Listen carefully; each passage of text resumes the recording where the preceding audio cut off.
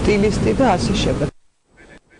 გუდაურში სნოუბორდის საერთაშორისო ტურნირი დასრულდა. ორდღიანი ასპარეზობა ორ კატეგორიაში პარალელურ სლალომში და პარალელურ გიგანტურ სლალომში გაიმართა. ტურნირში 19 ქვეყნის სასამართლო სპორტსმენი მონაწილეობდა.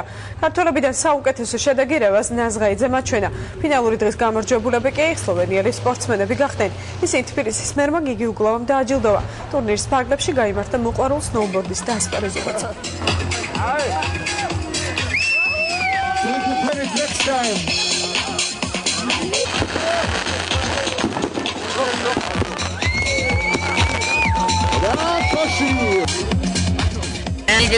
არაჩვეულებრივი ტურნირი იყო, ყველაფერი კარგად იყო ორგანიზებული, საქართველოში კარგი მთებია, აქაურობა ძალიან მომწონს. დღეს კარგი ამინდი იყო, რამაც გამარჯვებაში ხელი ძალიან შემიწყო.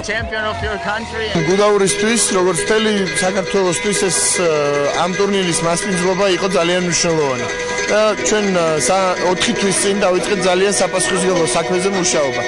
აბსოლუტურად ყველა ვიშრომეთ იმისათვის, რომ ჩვენი ქვეყნის სახელი და გუდაურის სახელი ღირსეულად წარდგენილიყო მსოფლიო ასპარეზზე და მე შემიძლია ვთქვა, რომ ჩვენ ღირსეულად უმასპინძლებთ 20 ქვეყანას, გადასარევი შეჯიბრება შედგა. და ინფორმაცია